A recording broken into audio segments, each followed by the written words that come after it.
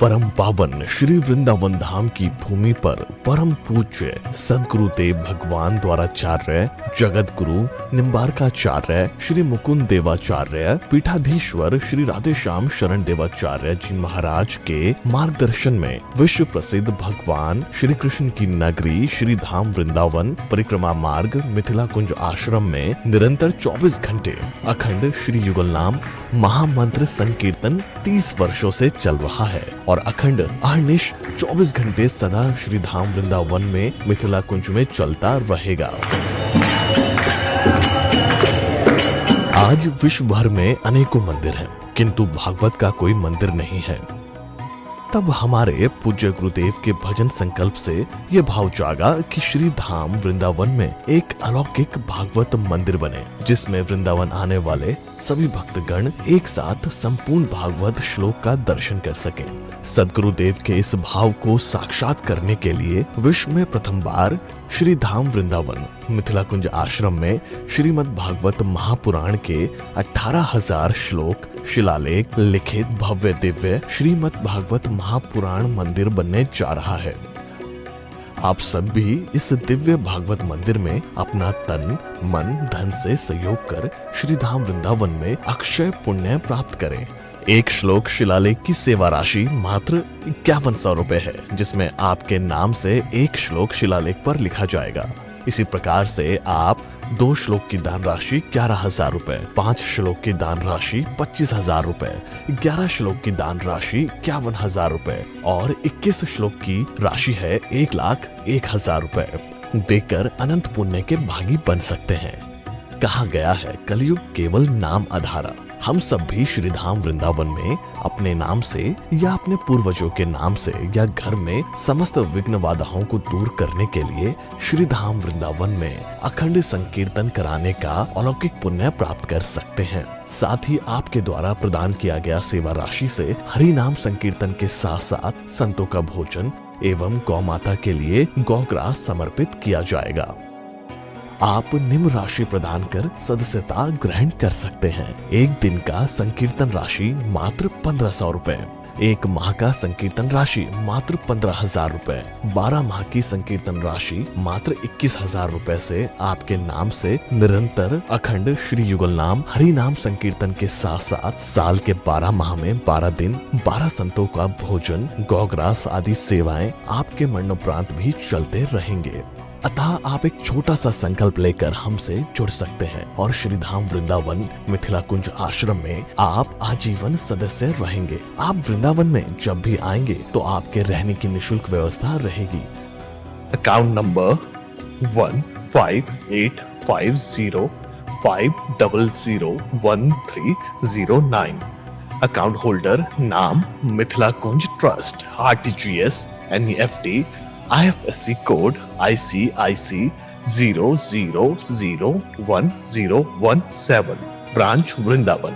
Mobile number 9410810861। UPI Mithila Kunj trust @ICICI। ये संस्था 80G के अंतर्गत कर मुक्त है, जिसके द्वारा आप अपने दान पर टैक्स की छूट प्राप्त कर सकते हैं। आपके दान राशि की रसीद आपको बाय पोस्ट संस्था द्वारा भेजी जाएगी। साथ में आपको संस्था का प्रमाण पत्र भी दिया जाएगा। आइए हम सब मिलकर इस दिव्य भागवत मंदिर में अपना तन मन धन से सहयोग कर श्री धाम वृंदावन में एक अलौकिक भागवत श्लोक मंदिर का निर्माण करें। अधिक जानकारी के लिए संपर्क करें और मिथिला कुंज आश्रम से जुड़ने के लिए फेसबुक, यूट्यूब और इंस्टाग्राम मिथिला कुंज ऑफिशियल पेज को फॉलो करें।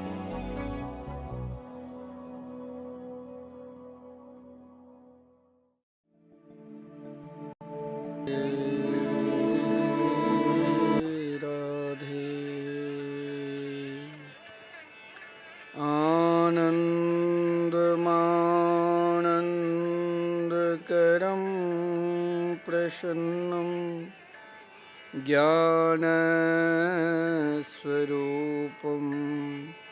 निजभावयुक्तं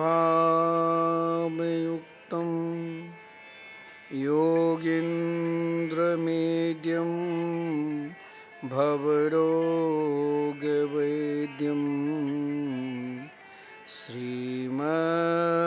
गुरुं नित्यमहं स्मरामि। वाञ्छाकल्पतरुभ्यश्च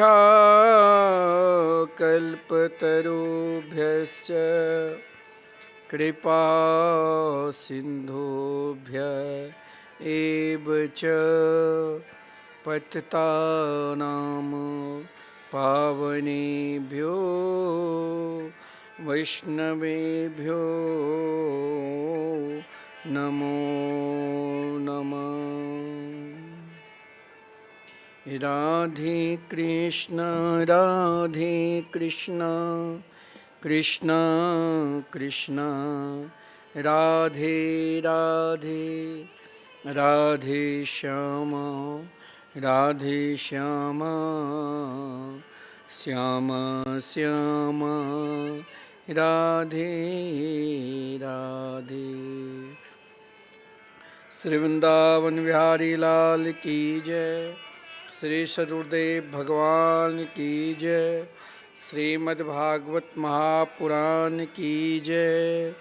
श्री सुखदेव जी महाराज की जय। श्री हनुमान जी महाराज की जय।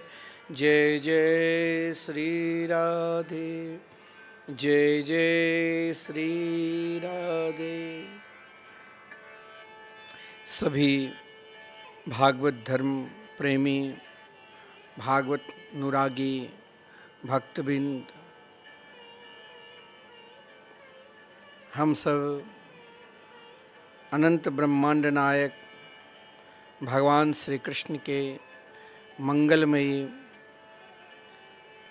शब्दमयी श्रीमद्भागवत मासिक कथा की रसास्वादन श्री धाम वृंदावन से कर रहे हैं। इस मासिक कथा के प्रसंग नित्य हम 4 बजे से आप सभी को श्रवण कराते हैं। आज किसी कारणवशात वृंदावन के कुछ संतों के द्वारा और वृंदावन के जो धर्म रक्षा संघ हैं, जो अपने आश्रम पर आज कुछ विशेष मीटिंग रखे, उसके पश्चात उन लोगों के साथ मथुरा जाना पड़ा, क्योंकि आज विश्राम घाट पर चतुर्वेदी ब्राह्मणों के द्वारा एक सभा हुई थी। जो आजकल हर व्यक्ति जिस धर्म पर अपनी दुकान चला रहे हैं, जिस धर्म पर अपना नाम कर रहे हैं, श्रीमद् भागवत महापुराण के माध्यम से, श्री राम कथा के माध्यम से, लेकिन लोगों के मनोरंजन के लिए स्वयं श्री राम कृष्ण की निंदा करने लग जाते हैं। तो धर्म रक्षा संघ अन्य कई संस्था इस विषय पर उन कथावाचक को क्षमा मंगवाने के लिए बार बार प्रेरित कर रहे हैं, और शायद उनको भी मानना ही पड़ेगा जो समाज जैसे दंड दे, ताकि अगर वो क्षमा नहीं मांगेंगे तो फिर अन्य लोग भी इसी प्रकार अपने इष्ट का निंदा करना प्रारंभ कर देंगे। तो दंड मिलना ही चाहिए। और सनातन धर्म में ये भी है कि जब शरणागति स्वीकार कर ले, क्षमा मांग ले, तो उनको क्षमा भी कर देना चाहिए। हमसे कई लोग कहा कि महामंडलेश्वर इंद्रदेव जी कभी भगवान शिव की निंदा, तो कभी स्वयं अपने आप को भगवान बन जाते हैं, और इस समय स्वयं रामलीला पात्र वैसे नहीं करना चाहिए, क्योंकि मथुरा के चतुर्वेदी समाज के द्वारा संपूर्ण भारतवर्ष में नहीं, विश्व में श्री रामलीला के दर्शन लोगों को कराएं। और जब वो स्वरूप रहता है तो साक्षात उसमें भगवान की ही रूप माधुरी को देखकर साधु संत महात्मा भक्त लोग प्रणाम करते हैं। और जिन प्रभु से राम कृष्ण की कृपा से आज आपको प्रतिष्ठा मिली है, समाज जानते हैं, तो कोशिश करना चाहिए किसी भी प्रकार से अपने इष्ट को, जिन इष्ट की प्रशंसा करके ना जाने आपको सब जानते हैं, उन इष्ट की निंदा करते हो, तो यहाँ के जो रासलीला, रामलीला करने वाले जिनकी परंपरा रही है, उनको कितना दर्द और दुख होगा वो आप नहीं जानते हैं। जिन इष्ट को पहले बड़े बड़े स्वामी रासाचार्य, श्री रामलीला करने वाले, श्री रास लीला करने वाले, उन स्वरूप को नमन करते हैं। बड़े बड़े भजनानंदी साधु संत भी जाकर उन स्वरूप को नमन करते हैं। और आप श्रीमद्भागवत महापुराण की कथा करते हैं। और भागवत के मंगलाचरण में स्वयं कहा गया है, सत्यम परम धीमहि, भगवान की संपूर्ण लीला सत्यमय है। क्योंकि आज समाज आप रामलीला के माध्यम से, रास लीला के माध्यम से ही श्री रामानंद सागर जी महाराज, श्री रामायण के चरित्र दिखाकर हम लोगों को पहचान कराए कि सनातन धर्म में प्रभु हमारे विलक्षण विलक्षण लीला की। उसी प्रकार अनेक रासाचार्य जो श्री रामलीला के माध्यम से, श्री कृष्ण लीला के माध्यम से हम सभी को पहचान कराते हैं कि भगवान ने इस प्रकार लीला की। चाहे आप कटाक्ष के द्वारा, चाहे आप मजाक के द्वारा, लेकिन समाज जो भी कहे वो पूजनीय होता है। समाज की बात मानकर क्षमा मांग लेना चाहिए। समाज किसी को दंड नहीं देते, मारते नहीं, क्योंकि सनातन धर्म है। और हम जिस इष्ट के निंदा करते, हमारे इष्ट तो परम दयालु है, जो महाराज उनके शरणागति में ब्रह्मा जी भी आए, इंद्रादिक देवता भी आए, सभी को क्षमा किए, लेकिन समझा दिया। इंद्र को भी 7 दिन तक गिरिराज गोवर्धन को अपने कनिष्ठ का उंगली पर रखकर भगवान ने इंद्र को समझाया, आपने अपराध किया, इन ब्रजवासियों को देखिए कभी कष्ट ना हो, ये ध्यान रखना चाहिए। आप ब्रज में रह रहे हैं, आप ब्रज की उपासना कर रहे हैं, और फिर ब्रजवासी को कष्ट हो तो भी आपको उनके कष्ट आपके लिए श्राप बनकर काम करेगा। इसीलिए जिन ब्रजवासी को भगवान ने भी कभी दुखी नहीं किया, किसी भी बात को लेकर, देवता देवराज इंद्र को भी समझाया, गम्यताम शक्र भद्रम्बो क्रेताम मेनु शासनम अस्तेताम स्वाधिकारेषु युक्तिर्वह अस्तम वर्जिते। और इंद्रदेव जी तो संपूर्ण भारतवर्ष में कथा करते हैं, भगवान की चर्चा करते हैं, भगवान के गुणगान गाते हैं, फिर भी श्री राम लीला और श्री कृष्ण लीला के महात्म नहीं जान पाते हैं। क्योंकि भगवान के जो 4 स्वरूप नित्य है, नाम, रूप, लीला और धाम, इन चारों को कभी भी कोई भी निंदा करते हैं वो महापाप करते हैं। और संपूर्ण पाप की प्रायश्चित है। अगर समाज के द्वारा कहे तो प्रायश्चित कर लेना, क्योंकि जब प्रायश्चित कर लेते तो फिर उसे अपराधी मानना भी नहीं चाहिए। समाज जैसे कहे मानना चाहिए। धर्म रक्षा संघ ने कहा कि महाराज जी आप चलिए मथुरा। मैंने कहा ठीक है। तो आज विलंब हुई, और जो नित्य के भांति सावन मास में, और आज के दिन तो और महत्व है क्यों आज एकादशी व्रत कई लोग करते हैं, और साथ में एकादशी को दिन अधिक से अधिक भजन करना चाहिए। रात्रि में सोना कम चाहिए, अधिकतर भगवान के चिंतन, भगवान के रूप माधुर्य के चिंतन, उनके नाम के चिंतन, उनकी कथा अमृत के रसा स्वादन करना चाहिए। हमने भी तुरंत मथुरा से आकर स्नान किए और सोचा पहले कुछ ही देर सत्संग हो, क्योंकि नियम नहीं टूटना चाहिए। 1 माह तक आप कथा अमृत का रसास्वादन करेंगे, और कई भक्त यूट्यूब चैनल के माध्यम से इस कथा के रसास्वादन कर रहे हैं। ये बिल्कुल सात्विक कथा है, यहाँ कोई नए संगीतकार है, यहाँ केवल आप भगवान के एक एक चरित्र श्रवण कर रहे हैं। और इन 1 माह में आप प्रत्येक अध्याय के जो श्रीमद् भागवत महापुराण में 12 स्कंध है, 335 अध्याय, प्राय हर अध्याय के चरित्र आप श्रवण करेंगे। अभी आप 5 दिन से लगातार महात्म की कथा रसास्वादन किए। आइए आज हम सब मंगलाचरण में प्रवेश करते हैं। देखिए, श्रीमद् भागवत महापुराण के जो प्रथम स्कंध है, जिस स्कंद को अधिकारी स्कंद कहा गया है, अब आप स्वयं समझ लेना। आजकल कई लोग भगवान की ही निंदा करने लगे।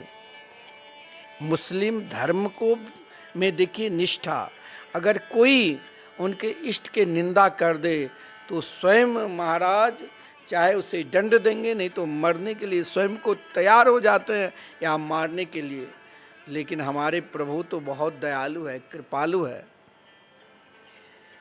अगर कोई निंदा भी करते हैं तो सहन करने वाले हैं, और ऐसे ही उनके भक्त भी है।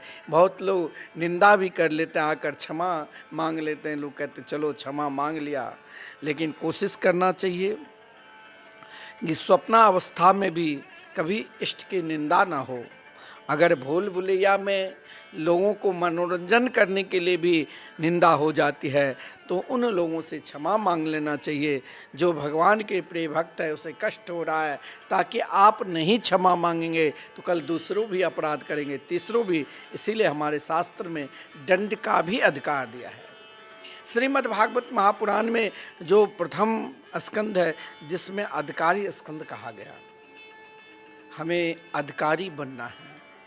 आदरणीय श्रीमान सुखदेव जी महाराज पूर्ण अधिकारी होकर, जब सद्गुरु अधिकारी हो जाते हैं तो शिष्य भी ऐसे मिल जाते हैं, और महाराज परीक्षित को पूर्ण अधिकारी मानकर श्रीमद् भागवत महापुराण के रसा स्वादन कराएं।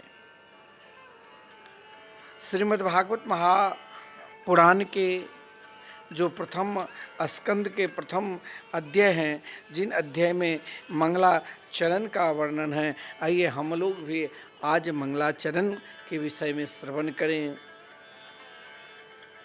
जन्माद्यस्य यतो न्वयादितर्थ चार्थे स्वभिज्ञस्वराट्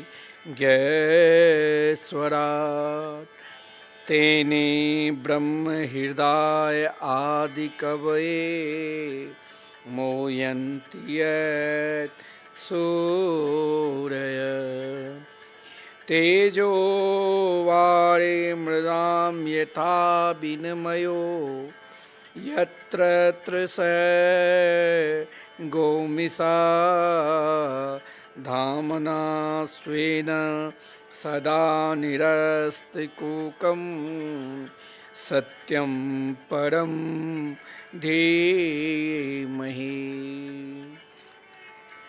प्रथम स्कंद के जो मंगलाचरण है वो बड़ा विलक्षण है।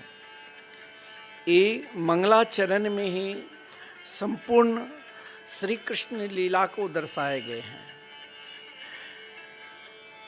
संपूर्ण मंगलाचरण में श्री कृष्ण के बाल लीला से लेकर द्वारका लीला तक संपूर्ण लीला को दर्शन मिलते हैं।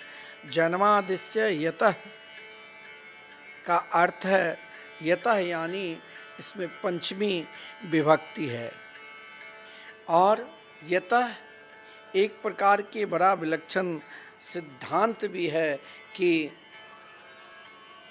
निरंतर अपने इष्ट के प्रति हमें अपने सिद्धांत पर रहना चाहिए।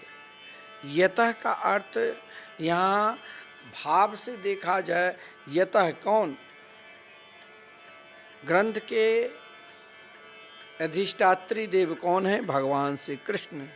तो यहाँ यतः परमात्मना अस्य श्री कृष्णस्य यत्र मथुरायाम, जिन भगवान श्री कृष्ण ने मथुरा में जन्म लिए, जन्मादि यानी मथुरा में जन्म लिए, और जन्मादिस्य यतः न्वयादि तर्स, जन्म मने आदि से क्या बोले? जो भगवान स्वयं चतुर्भुज रूप का भी दर्शाया गया है, गर्भा स्तुति का भी दर्शाया गया है। जन्मादि यत्र मने यत्र मथुरायाम इतरत, मथुरा से पुनः गोकुल गए, अनुयात यानी गोकुल से पुनः वृंदावन के संपूर्ण रास लीला के भी वर्णन है। क्योंकि यहाँ अनु को अलग कर दे तो आयात से यानी भगवान कैसे मथुरा में जन्म लिए, फिर गोकुल में कैसे गए, फिर गोकुल से वृंदावन में कौन कौन सी लीला की, गमने गतो धातु से ये भी बनते हैं भाव कि पुनः गोकुल से जो वृंदावन आए, वृंदावन में ब्रजवासियों के साथ कैसे माखन चोरी, गोचारण, सखाओं के साथ किस प्रकार प्रेम के अनेकों भाव का वर्णन है। और महाराज एक भाव यानी भगवान के संपूर्ण लीला के वर्णन मंगलाचरण में वर्णन है। मंगलाचरण में एक और भी भाव है गायत्री परक भाव। गायत्री परक भाव में महापुरुषों ने इसका भी अलग वर्णन किए हैं अपने अपने भाव के अनुसार, लेकिन हमें स्वयं एक ही भाव को हृदय में उतारना है कि भगवान के मंगलमय नाम पूर्ण रूप से सत्य है। सत्यम परम धीमहि। भगवान के जो मंगलमय नाम हैं, जब नाम के आश्रय हम ले लेंगे, नाम पर विश्वास करेंगे कि मुझे एकमात्र नाम के ही आश्रय लेना है और नाम पर विश्वास करना है, तो फिर ये भाव क्या हो जाता है, फिर ये धर्म क्या हो जाता है, फिर हम अपने इष्ट की कभी निंदा नहीं कर सकते हैं। इष्ट की निंदा कौन करते हैं? जो भगवान के मंगलमय नामों पर विश्वास नहीं करते हैं। भगवान के नाम से अगर आप दूर है, भगवान के नाम से अगर आप अलग है, तो क्या होता है जानते हो? नाना प्रकार की वासना, यहाँ तक कि स्वयं इष्ट निंदा करने में भी संकोच नहीं आता है। और इष्ट निंदा करने से भाव क्या हो जाता है? तो आप के अंदर नाना प्रकार के मत्सर ईर्षा भाव आ जाएंगे। लेकिन भागवत में जिस धर्म का वर्णन है वो श्रेष्ठ परम धर्म का वर्णन है। जिस धर्म में को स्वीकार करने मात्र से ही आपके अंदर जो दैहिक दैविक भौतिक ताप है, वो ताप स्वयं को कभी नहीं सताएंगे। क्यों? क्योंकि भागवत में जो परम धर्म है, यानी परम धर्म यानी भगवान के मंगलमय नाम, और नाम के आश्रय लेने वाले को निरंतर कल्याण ही होता है। शिवदम, निरंतर कल्याण ही कल्याण होता है। आप स्वयं अनुभव करके देखना। आज आप एकादशी व्रत कर रहे हो और एकादशी व्रत में आपने एकादशी महात्म सुनी, इस सावन मास में कैसे एकादशी किस नियम के साथ करना चाहिए। लेकिन आप कुछ ना करो, आप केवल महामंत्र के आश्रय ले लो, और महामंत्र के आश्रय आपने ले लिया तो समझ लो कि आप श्रेष्ठ भागवत है। और जो श्रेष्ठ भागवत कौन हो सकता है? जिसने अपने जीवन में एकमात्र परम धर्म को स्वीकार किया है। आप अनेकानेक धर्म करो, लेकिन उस धर्म में से जो श्रेष्ठ धर्म है, जिस धर्म को बड़े बड़े योगी यति सन्यासी के भी सिद्धांत है कि इस धर्म को निरंतर मानो, इस धर्म को आश्रय लो, क्योंकि यही धर्म मानव मात्र के कल्याण के लिए, जीव मात्र के कल्याण के लिए एकमात्र श्रीमद् भागवत महापुराण धर्म है। जिस धर्म को बड़े बड़े योगी यति सन्यासी निरंतर गाते हैं, और यही धर्म मानव के लिए श्रेष्ठ कल्याणकारिक है। आप अन्य धर्म को करते हो, अन्य धर्म में क्या होता है, मत्सर आ जाते हैं। और इस कलिकाल में यदि आप भगवान के मंगलमय नाम के आश्रित हो जाते हो तो आपके जीवन श्रेष्ठ धर्म यानी परम धर्म में लग गया। और परम धर्म का यही है श्रेष्ठ उपाय, निर्मत्सराणाम सताम। फिर आपके अंदर मत्सर लेस मात्र भी नहीं आएंगे। जो नाम जापक होता है ना, वो हर प्रकार के सभी का कल्याण चाहते हैं। वो ना किसी की निंदा करेंगे, ना किसी के गुण की ओर देखेंगे, ना किसी के अवगुण की ओर। वो जितनी ही देर चिंतन करेंगे एकमात्र मंगलमय मधुरमय भगवान के नाम। और भगवान के नाम में मन कब लगेगा जानते हो, जब आप निरंतर श्रीमद्भागवत के आश्रित हो जाओगे। और श्रीमद्भागवत महापुराण के आश्रित जब हो जाओगे कि आप कभी ये नहीं सोचना कि हम अनेक महात्माओं के द्वारा, अनेक वक्ताओं के द्वारा अलग अलग प्रकार के भगवान की लीला को श्रवण किए हैं। नहीं, भगवान की लीला को तब तक श्रवण करते रहो, तब तक श्रवण करते रहो जब तक वो लीला स्वरूप अपने आप आपको नहीं लगे कि अब मैं कभी अकेला नहीं हूँ। अकेला होने से मन खिन्न हो जाता है और साथी रखने से मन प्रसन्नता में रहता है। तो एक साथी साथ में किससे रखना चाहिए, एक साथी साथ में है तो हो सकता है कभी क्रोध आ जाए, कभी नाराजगी आ जाए, नाना प्रकार के महाराज मत्सर आ जाए। लेकिन अगर आप भगवान के मंगलमय नाम के आश्रित हो जाओगे तो आपके अंदर कभी मत्सर नहीं आएगा। और फिर आप जो भी चाहोगे, धर्म अर्थ काम मोक्ष चारों प्रसाद के सुख मिलेगा। क्योंकि भगवान ने स्वयं ध्रुव जी जब तप किए तो ध्रुव जी से भगवान ने कहा, देखो आपने मेरे नाम का आश्रय लिया है, और जो मेरे नाम का आश्रय लेते हैं, बहुत लोग नहीं कहते हैं कि अरे भगवान के भजन करने से क्या भगवान मुझे खिला देंगे। हाँ, जरूर खिला देंगे। अगर आप विश्वास के साथ भजन करोगे ना तो जो भी चाहिए, क्योंकि जिनके चरणारविंद में धर्मार्थ काम मोक्षाख्याम यह इच्छेच्छ्रे आत्मना एकमेवा हरिस्तत्र कारणम पाद सेवनम। जिनके चरणारविंद में धर्म अर्थ काम मोक्ष चारों पुरुषार्थ विद्यमान हैं, फिर आप ये क्यों कह रहे हो कि भगवान के शरण में जाने से क्या भगवान हमको भोजन करा देंगे। हाँ, जरूर करा देंगे। आप जो करते करो सजनों, लेकिन एकमात्र भगवान की शरणागति स्वीकार करो लो। भगवान की शरणागति क्या है कि उनके मंगलमय मधुरमय नाम के आश्रय लेना। आज एकादशी के दिन है, कई भक्त फोन किए, मैंने कहा आपका नाम बोलूं, बोले नहीं, आप रोज कहते हैं और आपके प्रवचन से पूर्व मैं सुनता भी हूँ कि श्रीधाम वृंदावन में निरंतर 32 वर्षों से जो अखंड संकीर्तन रूपी यज्ञ चल रहे हैं, जो एक क्षण के लिए आहुति बंद नहीं होता है, निरंतर ये आहुति चलता रहता है। अभी भी संकीर्तन मंदिर में चल रहे हैं और हर 3-3 घंटे पर बदलते रहते हैं। 3 घंटे जो संत महात्मा के है, फिर उसके बाद दूसरे बैठते हैं, ऐसे 24 घंटे चलते हैं। आज आप अगर भजन नहीं कर पाते हो तो आज रात संकल्प लो कि कल द्वादशी तिथि को हमें श्रीधाम वृंदावन में संकीर्तन कराना है।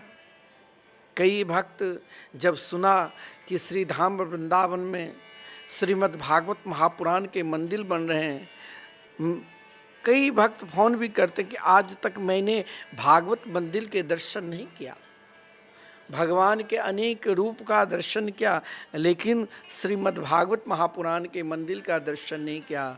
इन भागवत मंदिर में क्या विशेषता रहेगी।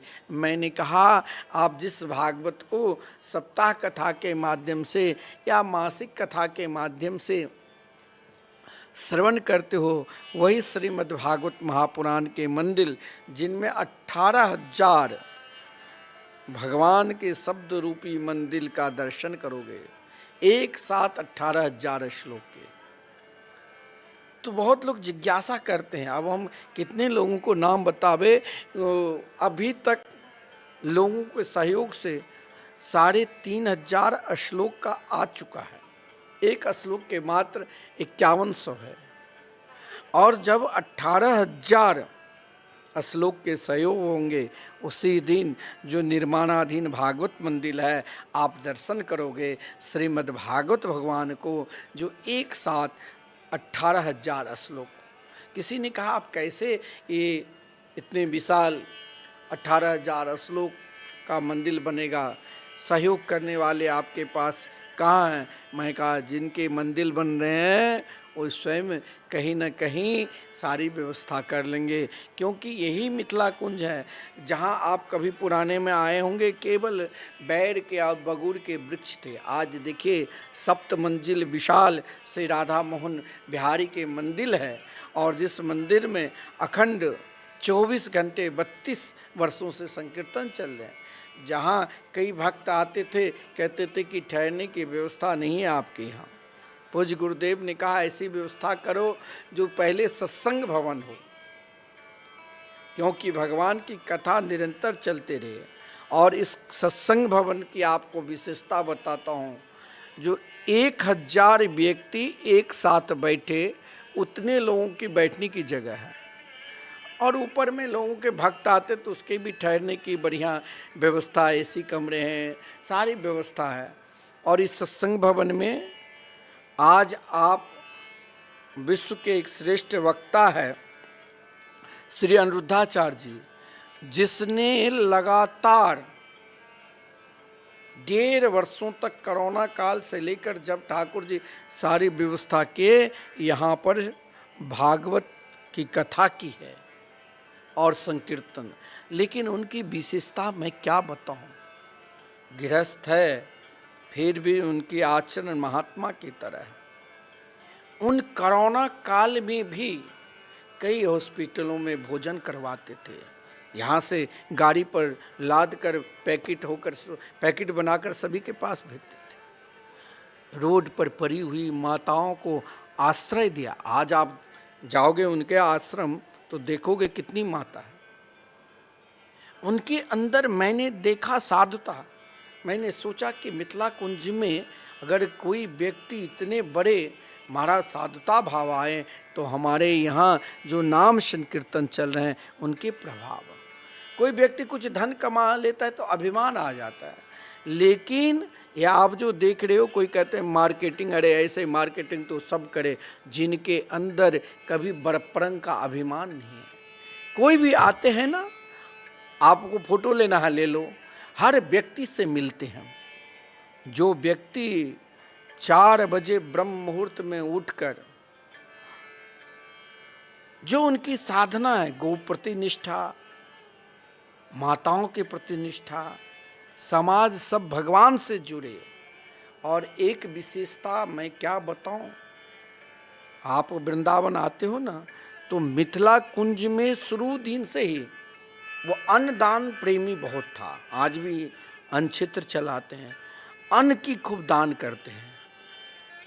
तो ये सेवा भाव भी भागवत के जो मंगलाचरण है, सत्यम परम धीमहि, जिसको भगवान के प्रति विश्वास रहेगा वही ऐसा भाव करेगा। कई लोग कहते हैं दुकान है, अरे ऐसा दुकान तो सब करो। समाज में जागृत कराया भगवान की कथा करके। आज महाराज क्या अन्नदान करते हैं हम लोग, 1-2 दिन भंडारा करते हैं, थक जाते हैं। घर पर आप किसी को 10 को खिलाओगे, दिन भर सोए रहोगे। वहाँ हजारों लोग भोजन करते हैं, फिर भी उनके अंदर कभी आलसपन नहीं है। आलसपन मैंने नहीं देखा। 2 साल तक जहाँ कथा चली ये मिथिला कुंज प्रांगण में, मैं बता रहा हूँ आपके मिथिला कुंज में जो सत्संग भवन है, कई लोग हमसे मिलते हैं, यहाँ के विद्वान लोग, यहाँ के समाज सेवी, कि आपके आश्रम में ऐसा क्या है। कई वक्ता आए हैं, वो महाराज आज अपना आश्रम बना ली हैं। कई वक्ता, श्री चतुर्नारायण शास्त्री जी, बहुत सारे वक्ता आए हैं, लेकिन ये भूमि सिद्ध है और निरंतर भागवत कथा हो रही है। लेकिन हमारे गुरुदेव ने कहा कि भागवत कथा हो रही है, संकीर्तन हो रहे हैं, भगवान के रूप भी है, लेकिन एक रूप और हमारी इच्छा है। मैंने कहा क्या? बोले एक भागवत मंदिर होना चाहिए।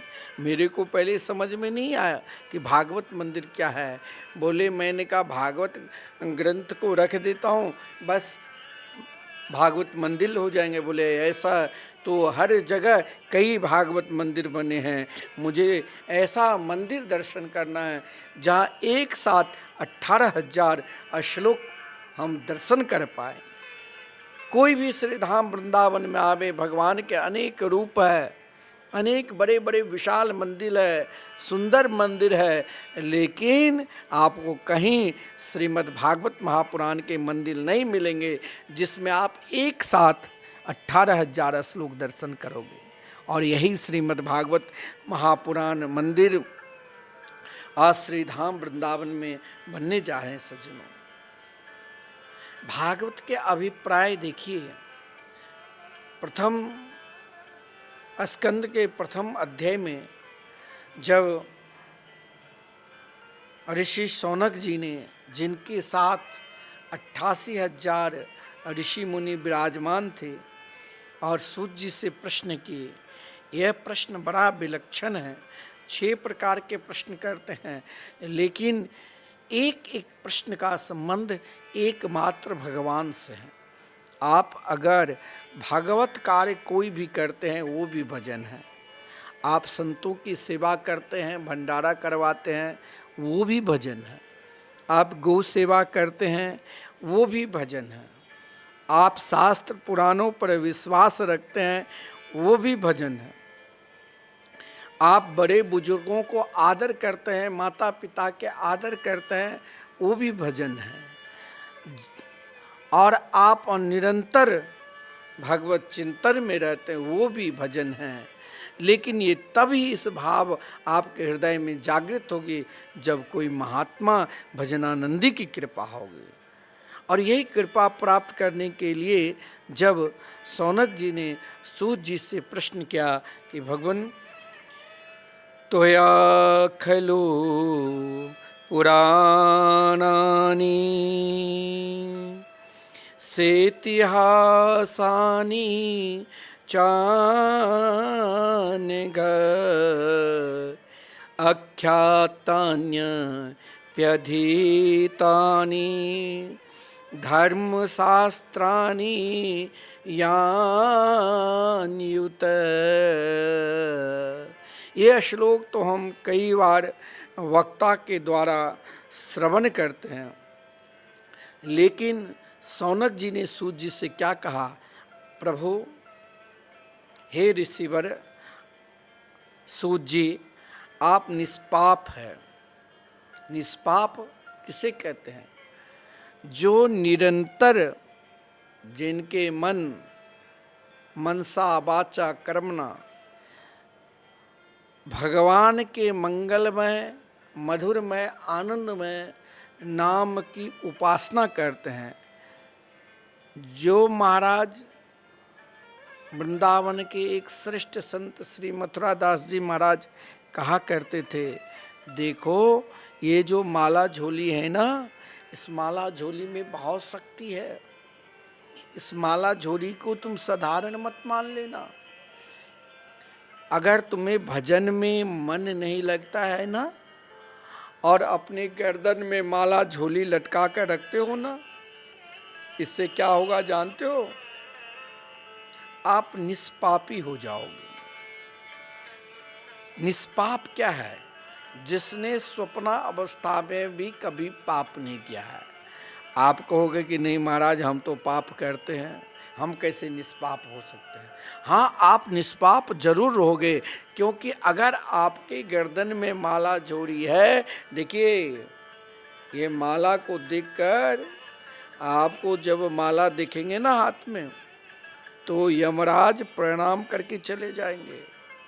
हमारे आचार्य चरण ने कहा कि जिस दिन आप भगवान की शरणागति को स्वीकार करोगे, और शरणागति को स्वीकार करोगे ना, तो यम डरपियो जब दास कहायो। आप भगवान के हो गए ना तो आप निष्पाप हो चुके हैं। आपसे यमराज भी डरने लग जाएंगे और यमराज आपको प्रणाम करेंगे। आज से आप ध्यान रखना, आज एकादशी व्रत है, शिव की अर्चना के साथ साथ आज से कृष्ण अर्चना, परमात्मा जी के अर्चना कर रहे हैं।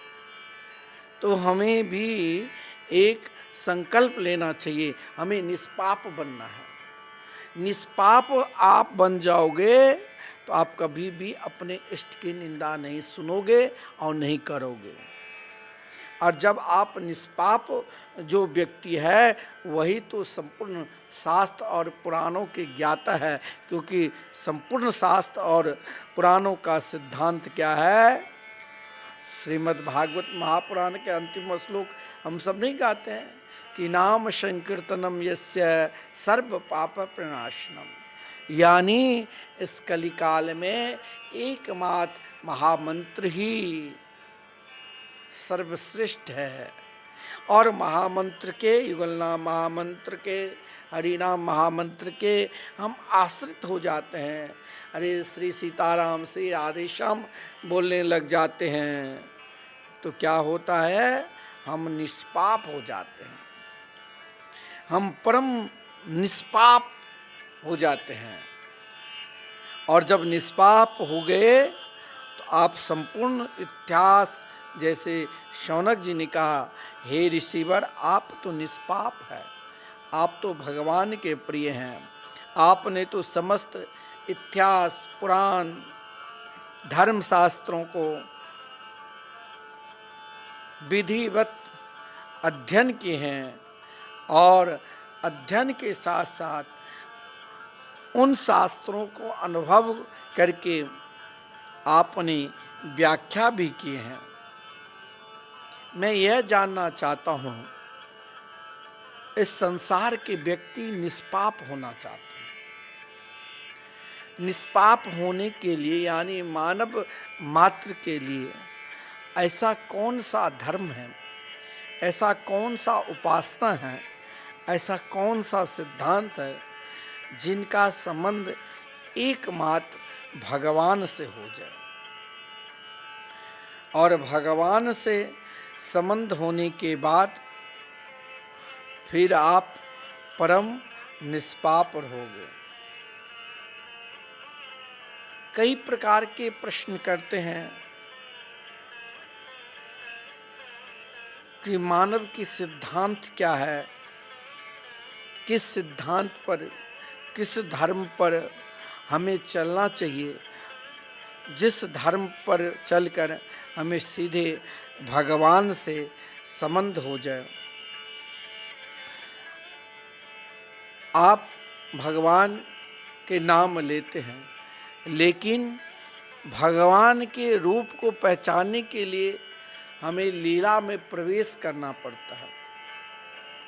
आज इसी लीला के कारण राम लीला वाले को निंदा की कौन? महामंडलेश्वर इंद्रदेव जी ने। संपूर्ण ब्रजवासी नाराज है। क्यों? क्योंकि ब्रजवासी ने श्री राम लीला, श्री कृष्ण लीला जिनकी परंपरा रही है, जिसने उन स्वरूप को आरती किया है, पूजा किया है, उनकी निंदा सहन नहीं करेंगे। और भागवत में प्रश्न किए हैं शौनक जी ने, भगवान अवतार क्यों लेते हैं, अवतार लेने का प्रयोजन क्या है, और अवतार के साथ साथ कौन सी लीला करते हैं,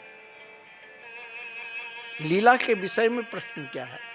इसीलिए ध्यान रखना चाहिए कि हमें कभी भी स्वरूप की निंदा ना करे। अरे जो जैसे कर रहा है, कभी भी ये ध्यान रखना, जो सही में रामलीला, रासलीला जिनकी परंपरा रही है, वो तो उन स्वरूप को पहले वंदना करते हैं, पहले आरती करते हैं, स्वयं प्रणाम करते हैं, तब सभी को प्रणाम कराते हैं कि आप इसे मानव रूप में मत मानना, ये साक्षात विग्रह है। ऐसे ऐसे लीलाधारी है वृंदावन में जो महाराज भगवान के स्वरूप जो बना उन स्वरूप को चिंतन करते करते महाराज विवाह तक नहीं किए हैं। आप जानते हो लीला की क्या महत्व है। आपने श्री रामानंद सागर के द्वारा रामलीला दर्शन किए होंगे, आपने महाभारत की दर्शन किए होंगे। महाभारत के ऐसे ऐसे पात्र हैं जो अपने जीवन में भगवान की लीला को अनुकरण करते करते उसने विवाह भी नहीं किए। भीष्म पितामह के जिसने रौल लिए, उसने तो महाराज अपने जीवन को भगवत चरणारविंद में ही समर्पित कर दिया। ऐसा कई लोग हैं। और यहाँ सौनक जी ने भी लीला के विषय में प्रश्न किए, अंतिम प्रश्न धर्म के विषय में भी किए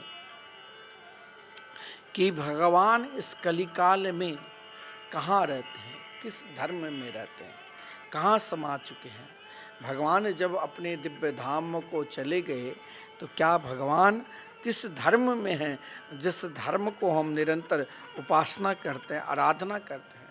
तो आज आप जिस श्रीमद् भागवत महापुराण को श्रवण करते हो, दर्शन करते हो, वो कोई भागवत श्रीमद् भागवत महापुराण ग्रंथ और पोथी नहीं है। ये साक्षात भगवान के ही अभिन्न स्वरूप है। तेन्यंग बांग मई मूर्ति प्रत्यक्षा वर्तते हरे।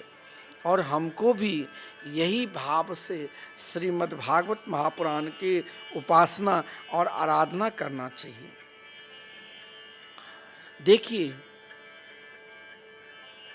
सूत जी महाराज ने अपने इष्ट की वंदना की, अपने गुरुजनों की वंदना की और एक ही उत्तर दिया कि मानव मात्र के लिए सर्वश्रेष्ठ एक ही धर्म है। क्या? स वै पुंसां परो धर्मो यतो भक्ति रधोक्षजे अहेतुक्या प्रतिहता यात्मा संप्रसेदति। ऐसा नहीं है जीवन में इच्छा और आकांक्षा किसके हृदय में नहीं है। इच्छा भी रहना चाहिए और आकांक्षा को भी बढ़ाना चाहिए, लेकिन इन इच्छा के साथ एक इच्छा निरंतर रखना चाहिए कि हम अपने जीवन में भगवान के प्रति विश्वास करें, भगवान से संबंध बनाएं और भगवान में समर्पित हो जाए। लेकिन ये कब? धर्म तो सब करते हैं, लेकिन उन धर्म के साथ उनकी कामना होती है। लेकिन आपको जब स्वयं को भगवान की भक्ति में डूबना है और उन भक्ति में जब डूब जाओ तो वहाँ कामना नहीं रखो, वहाँ निष्काम होकर अपनी इच्छा को भी भगवान के चरणारविंद में समर्पित कर दो। अहितुक्या प्रतिहता आत्मा संप्रसिद्धति। फिर निष्काम होकर भगवान की भक्ति करो, चाहे आप जिस अवस्था में हो, चाहे आप जिस धर्म में हो, चाहे जिस उपासना में हो। देखिए, भगवान की उपासना, एक बार महाभारत के युद्ध चल रहा था, 5-6 दिन निकल गए। आज अर्जुन के रथ चलाने वाले मेरे गोविंद श्री कृष्ण रथ पर आए नहीं। अर्जुन ने देखा कि भाई सामने बड़े बड़े योद्धा आ रहे हैं, क्या करूं। कुछ देर के बाद भगवान आए, भगवान के चरणों में प्रणाम किया, कहा प्रभु आप कहाँ थे? भगवान ने कहा एक भक्त के यहाँ। बोले कौन सा भक्त के यहाँ? कहा एक भक्त वो मांस बिक्री करता है, उनके घर और परिवार वाले ने उनके मांस के दुकान पर बैठा दिया।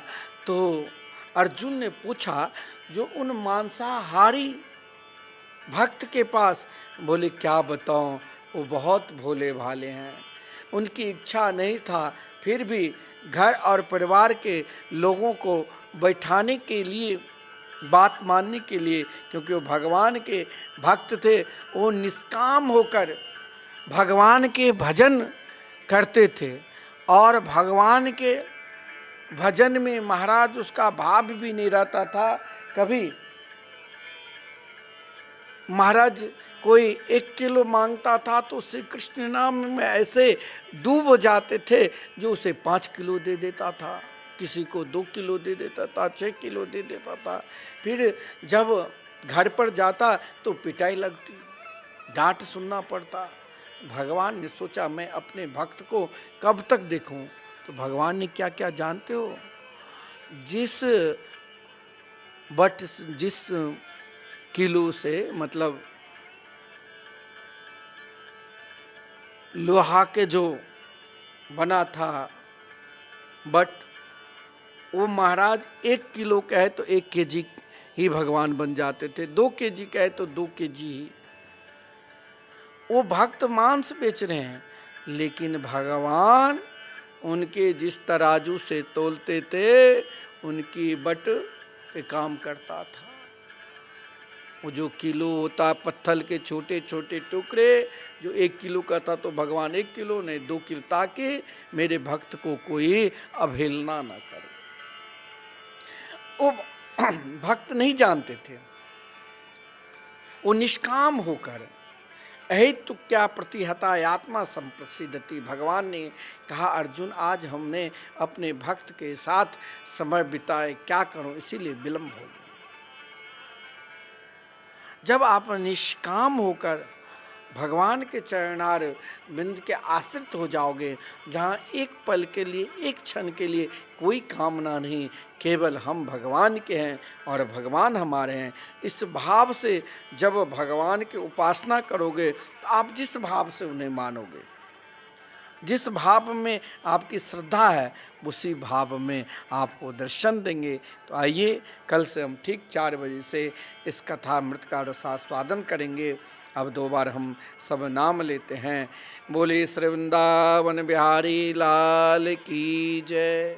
जय जय श्री राधे, जय जय श्री राधे। राधे कृष्ण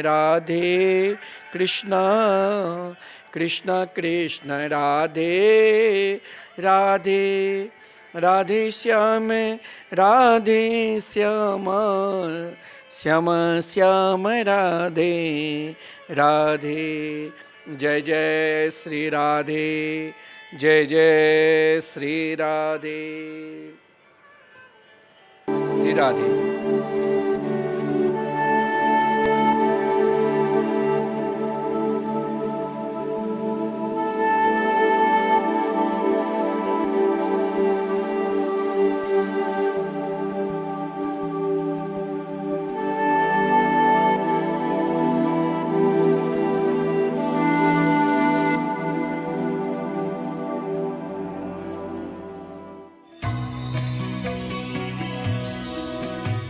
परम पावन श्री वृंदावन धाम की भूमि पर परम पूज्य सदगुरुदेव भगवान द्वाराचार्य जगत गुरु निम्बारकाचार्य श्री मुकुंद देवाचार्य पीठाधीश्वर श्री राधेश्याम शरण देवाचार्य जी महाराज के मार्गदर्शन में विश्व प्रसिद्ध भगवान श्री कृष्ण की नगरी श्री धाम वृंदावन परिक्रमा मार्ग मिथिला कुंज आश्रम में निरंतर 24 घंटे अखंड श्री युगल नाम महामंत्र संकीर्तन 30 वर्षों से चल रहा है और अखंड अहर्निश 24 घंटे सदा श्री धाम वृंदावन में मिथिला कुंज में चलता रहेगा।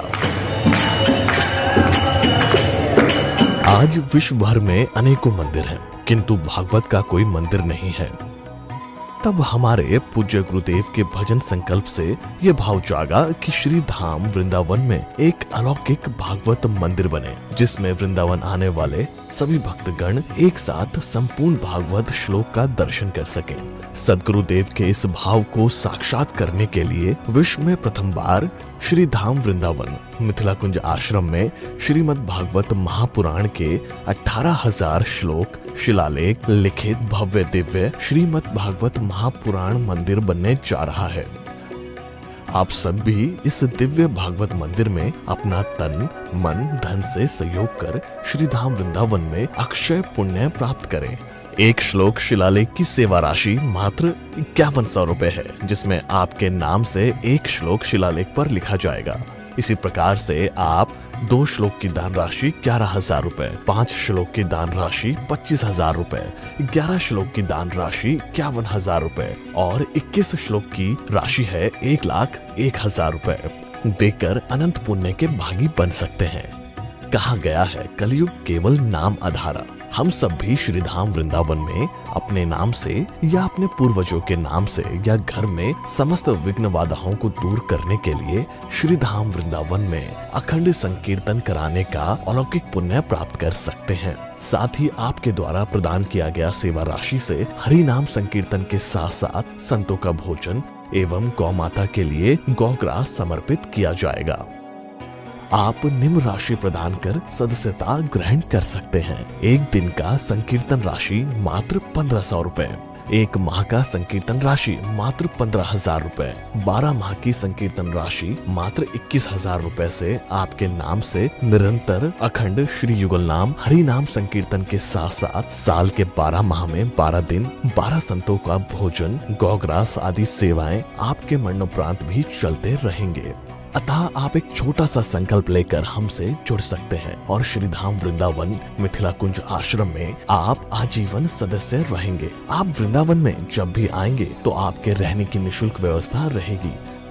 Account number 155850501309। अकाउंट होल्डर नाम Mithila Kunj trust, RTGS, NEFT, IFSC code ICIC 00011017। Branch Vrindavan. Mobile number 9410810861। UPI Mithila Kunj trust @ICICI। ये संस्था 80G के अंतर्गत कर मुक्त है, जिसके द्वारा आप अपने दान पर टैक्स की छूट प्राप्त कर सकते हैं। आपके दान राशि की रसीद आपको बाय पोस्ट संस्था द्वारा भेजी जाएगी। साथ में आपको संस्था का प्रमाण पत्र भी दिया जाएगा। आइए हम सब मिलकर इस दिव्य भागवत मंदिर में अपना तन मन धन से सहयोग कर श्री धाम वृंदावन में एक अलौकिक भागवत श्लोक मंदिर का निर्माण करें। अधिक जानकारी के लिए संपर्क करें और मिथिला कुंज आश्रम से जुड़ने के लिए फेसबुक, यूट्यूब और इंस्टाग्राम मिथिला कुंज ऑफिशियल पेज को फॉलो करें।